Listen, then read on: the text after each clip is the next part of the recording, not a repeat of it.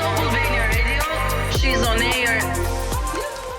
Jemi rikthyer në She's on Air në Top Albania Radio 100FM dhe në kanalin 10 në Digital. Ju e dini që për javë të tëra ne kemi pasur të ftuara këtu konkurrentët që mund të jenë pjesëmarrëse të She's on Top. She's on Top rikthehet në Top Channel tek e diell, shumë shpejt dhe me shumë risi, me shumë sfida të reja, surpriza, dinamika, të gjitha nga pak dhe një ndryshim shumë interesant, ai i moderatores. Pas 2 vitesh që ka qenë në rolin e juris, Sara Gjordeni për herë të parë moderatore e She's on Top. Sara, mirë se erdhe në She's on Air. Mirë se gjeta. Nuk kam qenë asnjëherë kështu në emision me kaq shumë goca përveç She's on Topit, domethënë, po që ti kisha të gjitha moderatore. She's on Top është. Po, fiks. Ashtu na ke të gjithave përveç Livias. Nga Solid pjesë. S'ka problem. Po ne vim nga Big Brother, domethënë, kemi ne lidhemi bashkë në tjetër mënyrë. Sara, si ndjesh të sezon, do jesh moderatore?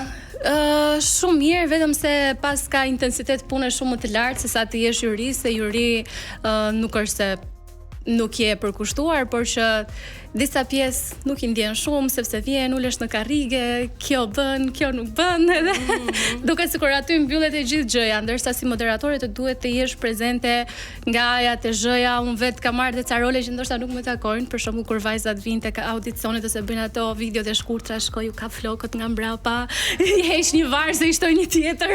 Janë këto prekjet e gocave. Po. Cila ishte ajo gjë e parë që ti mendove kur të propozuan moderimin këtë vit?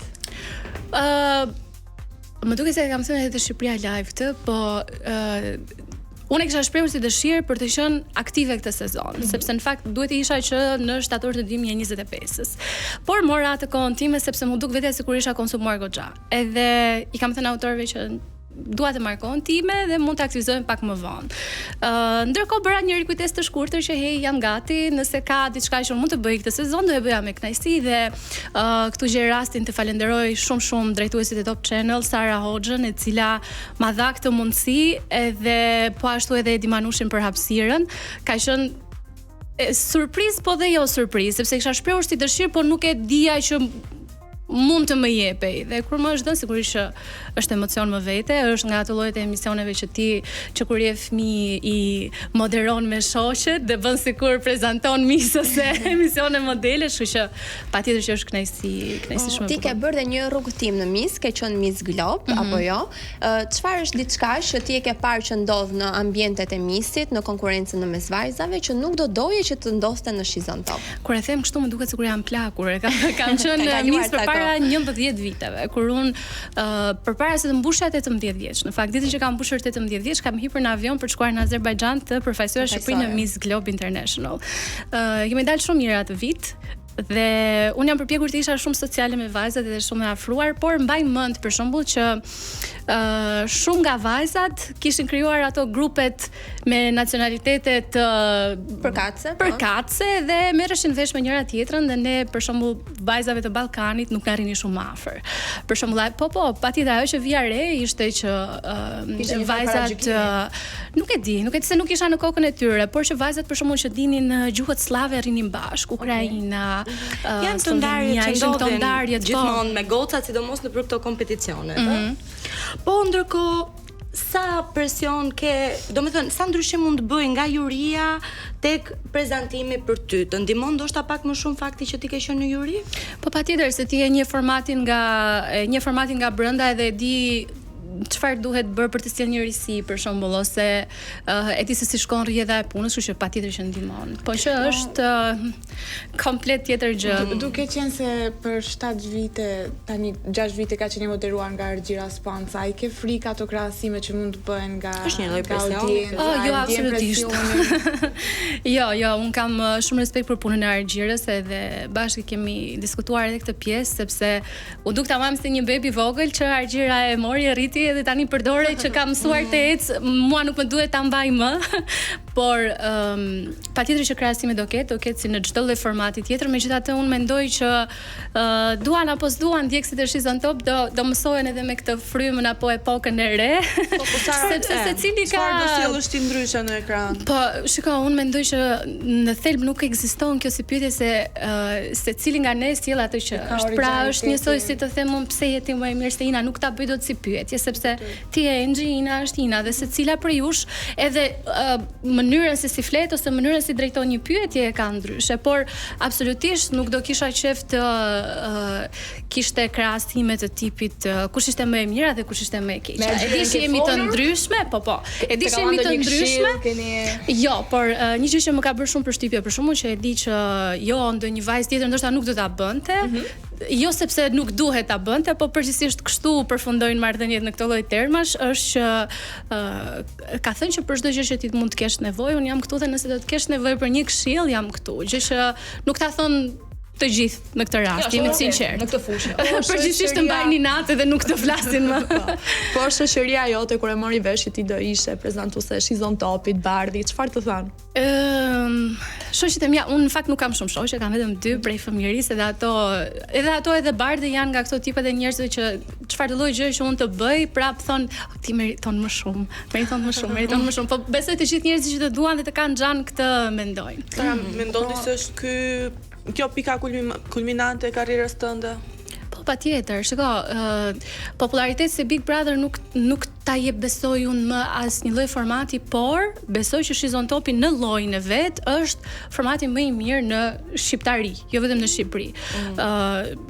Do t'i quaja kulminacionet të dyja, si pjesëmarrjen në Big Brother, po edhe Shizon Topin. Ama ndryshe nga Big Brother që e bënte dikush tjetër dhe ne ishim banor, tani Shizon Topin e bëj unë, kjo është vetëm ndryshimi. Unë këtu jam kurioze të di diçka. Sa ndryshe është që ti gjykosh vajzat në rolin e juristë dhe sa ndryshe është ti drejtosh ato? E di çfarë më ndodh tani, ndodh për shkak kur jam në pasqyrë në mëngjes duke u bërë gati them me vetë o zot, po si do rri unë pa i komentuar ato? Ose do të shikoj që ecën, mund të bëjnë ndonjëra ndonjë gabim dhe mua më duhet të kafshoj gjuhën. Po ju çfarë mendoni ti që në vendin ku isha unë vjet çfarë mendon? Mendoj që do më duhet të luftoj pak me instinktin tim të natyrshëm të komentuarit, po ndërkohë Sara duke e kanë dhënë mendimin e tyre. Po teoria ti të bëjë një me ato. Mund ta kem një little feedback. Po unë mendoj të ta bëj kështu. Me qënë se neve po ndaleshim tek gjykimi, tek juria, janë zbuluar emrat e juris. Këtë vit është Francesca Rustem dhe Niko Komani. Si përfunduam në këto 2 emra? Pse ishin pikërisht këto 2 zgjedhje?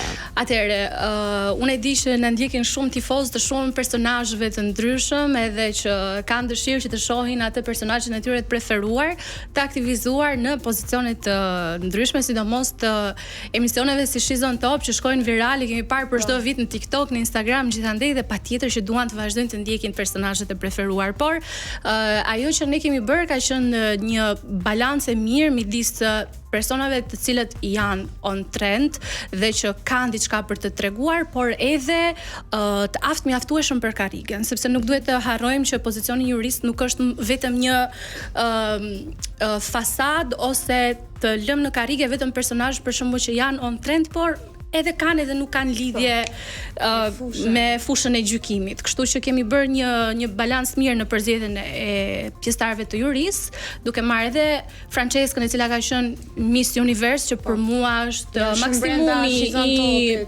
i nivelit të kompeticioneve të bukurisë, dhe nga ana tjetër Niko Komani që ka 15, nuk e di se sa vite që ka bërë revolucion në mënyrën se si artistët e showbizit shqiptar janë dukur, kështu që na duk më së logjikshme që këta ishin në një kombo shumë interesante. Po marrëdhënia jote me këtë dyshe si është?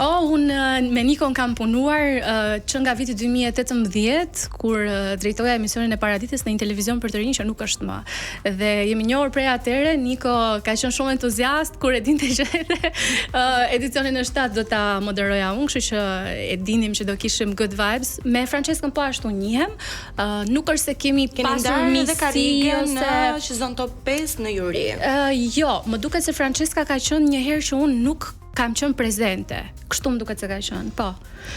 Nuk kam Ne qenë. dim që keni qenë bashkë. Francesca Rustem flasim, jo Francesca Murati. Jo, unë nuk kam qenë me Franceskën. Okay. Ka qenë një puntat ku unë nuk kam qenë dhe Francesca më ka zvendësuar. Por ka Sara, bërë një punë shumë të mirë. Ti ke bërë një postim në story që unë ta kam parë, që ke thënë që gocat e Shizon Topit 7 janë më të mira. Se çdo sezon, ëh. Janë shumë seksi. Çfarë i bën këto goca më të mira se gjithë sezonet e tjera? Hajde një herë na fol. Atëre, të gjitha edicionet Apo kanë do ta pasur moderosh prurje. ti edhe Po, prandaj. ta shesim faktën, të lutem. Do me thënë, Jo, shiko ku qëndron gjëja. Të gjitha edicionet kanë pasur prurje shumë të mira. Unë mbaj mend më duket edicioni i 5 ka qenë shumë i vështirë për ne. I 5 më duket ka qenë? Apo i 6? I 6 kemi qenë ne. Më duket, po i 6 ka qenë shumë i vështirë për ne që të vendosnim fituesen se ka pasur goca që ishin shumë të bukura në të njëjtin nivel dhe ne në një far pike të sezonit e gjetëm veten shumë ngushtë që orë si t'i eliminojmë tani. Ndërkohë kjo ndjesi mua më duket se kur ka nisur që prej audicioneve në këtë sezon. Konkurenca është e fortë. Ne na vinin vajzat dhe të po Çfarë do bëjmë tani? si do na bjerë t'i eliminojmë tani se e dim që për çdo vajzë që do ikë çdo javë do thon po pse se ishte e mirë, po këtë pse hoqën se ishte e mirë. Kështu është Kështu kur që e konkurenca presim është e këto fortë. komente këtë vit. Faktikisht ne këtu edhe njerëzit publiku që na dëgjon dhe na shikon, jemi kurioz të dim kur është puntata e parë dhe si do jetë kjo puntatë. Atëherë ne nisim këtë të diel, por do të nisim me fazat e vilave quhet. Ne i kemi mbledhur vajzat në një ambient dhe ju aty do njiheni me to për herë të parë. Do jetë një prezantim domethënë. Po, nuk do zbuloj shumë se ka pasur edhe ca drama të cilat do duhet i ndiqni.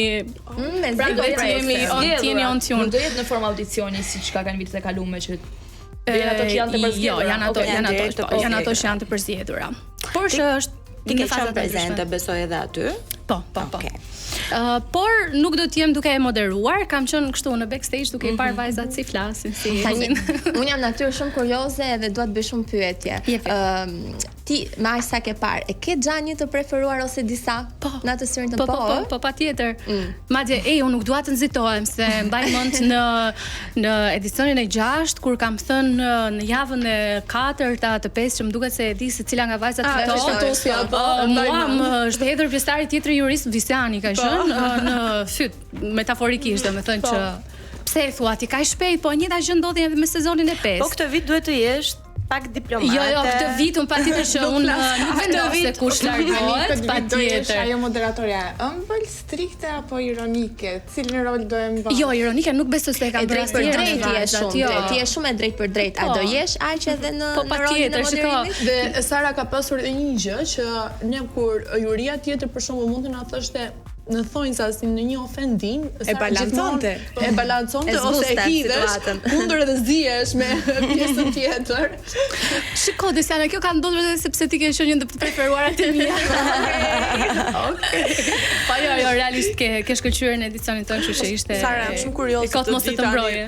Ti the që unë e përzjodha në mendjen time fituesen pa ardhur finalja. E fitoi fituesja e Po, mendjes të dyja herët. Ah, të dyja. Për shembull kur Edona Osmani ka ardhur në sfilat, më duket se madje ja kam thënë Argjirës aty, kemi një fituese më duket tashmë, e ke thash thënë, po.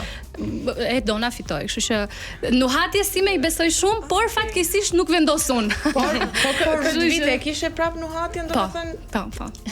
që tani. Sara, çfarë është diçka që të duket më sfiduese këtë vit, duke parë se edhe është dhe moderimi? Karakterit e forta të vajzave, domethënë pothuajse secila kur vinte dhe bënte audicionin dhe ne e pyesnim cila është pjesa jote e errët ose unë jam shumë impulsive dhe nuk i them dramave jo. Dhe thuajse të gjitha vajzat që vinin e thonin këtë dhe ne zoti ma, në çfarë sezoni do jetë ky? Sara, do jenë Kështu që vetëm ato mendoj gocat, menaxhimi do i jenë- karaktereve. Do janë vetëm ato gocat që kanë qenë në vila, po kanë dhe gocat të tjera që nuk kanë dalë akoma në Unë ekran. dua të lë surprizë vajzave këtë kur ta shoh. Ah, okay. Okej. Vajza pas ka surpriza Ka domethënë. goxha shumë, Mos ka u goxha rehatoni shumë. Jo, nëse ka diçka që nuk do ta bëjnë këtë sezon është të rahatohen, sepse kemi vënë re që vajzat kanë ardhur dhe shumë të përgatitura. Që në momentin që futeshin te dera, e dinin që ne do ishim aty duke i parë edhe e bënin e shtypnin atë butonin edhe fillonin e aktivizonin atë ecjen prej hyrjes në Ne derë. kemi pas goca këtu të intervistuara që kanë ditë me fol shumë mirë dhe duke qenë se ishin Hera parë në televizor, kështu që ta besoj shumë mirë këtë pjesë. Janë shumë të përgatitura, shumë të paraqitshme, janë gati. Kështu që do ketë super spektakël këtë vit. Besoj se po. Edhe historitë personale janë shumë trondice në fakt. Nuk mendoj se ka pasur edicion me histori si ato që kemi dëgjuar këtë vit. Janë realisht histori që e di shumë mirë që shumica e familjeve shqiptare do lidhen me to, po edhe do i evidentojnë vajzat shumë. Me thënë, ne kishim momente gjatë audicioneve që ngecnim dhe nuk dinim më çfarë pyetje t'i bënim kur na tregonin për historirat personale, se nuk dinim cilin cakt ku guxonim të pyesim dhe ku jo, po që na vjen mirë që shumë prej tyre kanë zgjedhur t'i ndajnë këto histori në mënyrë që edhe vajzat e tjera të kenë shembuj të mirë, pse jo, histori suksesi, por që realisht historitë e këtij edicioni janë vërtet shumë të forta. Gjithmonë ka pasur histori të cilat kanë qenë frymëzuese dhe kanë qenë lule. Për disa realisht fatkeqësisht, për disa po. Krahasuar me disa prej tyre po. Ne do të largohemi për një hapësirë të shkurtër publicitare, do rikthehemi sërish këtu me Sarën, do flasim pak më shumë dhe për Sarën.